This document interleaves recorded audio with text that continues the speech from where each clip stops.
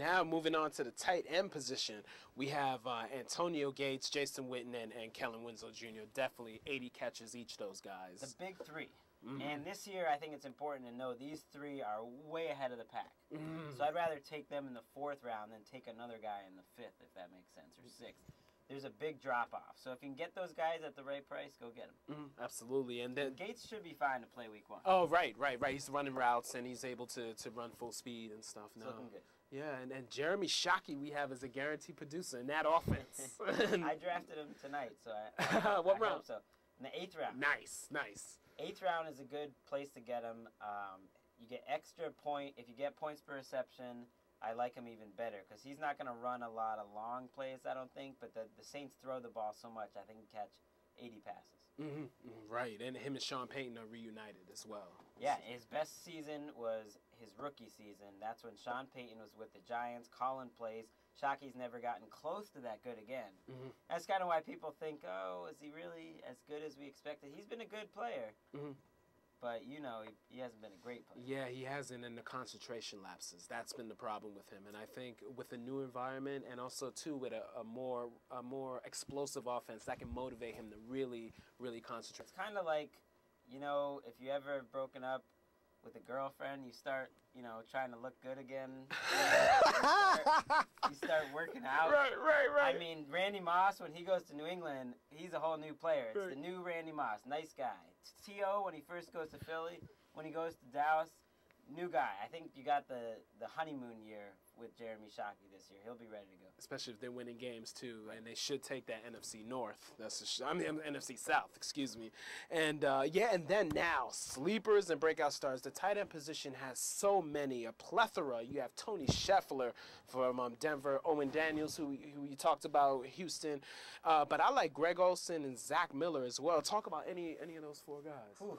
I mean, the great thing at tight end is you can find them up and down the draft. If you don't get a top 6 or 7, you can grab a couple of these guys and pair them, and that'll work out great for you. Scheffler, to me, has the highest upside easily. And with some of the questions at wide receiver there, I think he can step into the void, and him and Jay Cutler in the same draft class always seem to have a chemistry. Daniel's going to catch a lot of passes. Miller going to catch a lot of passes. They're kind of the slow, steady, wins the race kind of guy. They won't kill you. They're kind of like Heath Miller is like that, too. Yes. I've won fantasy leagues with guys like this.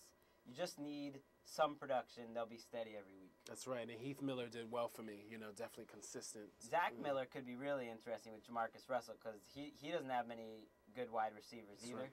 I can't believe I didn't even mention Javon Walker in the bus. He's my number 1 bust. I forgot about that. That's right. He is beyond bust. Man, we need a new word for him. And he's had off the field for poor Javon Walker. That guy, I do feel bad. So he just isn't right mentally or physically right now, and there's some talk he might not start. But that's off subject. But don't draft Javon Walker. Yeah, right. Even maybe last round.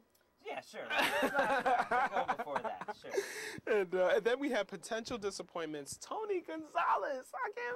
Tony had like a resurgence last year, and now the Chiefs have more. Dwayne Bowe is establishing himself, so that may have more touches in the slot for Gonzalez. Guys are doing well as they get older and older in the NFL these days. I mean, Joey Galloway. Yeah.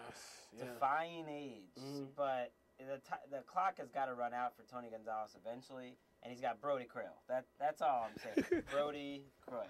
That's the main thing. I think Brody's going to be better than people think.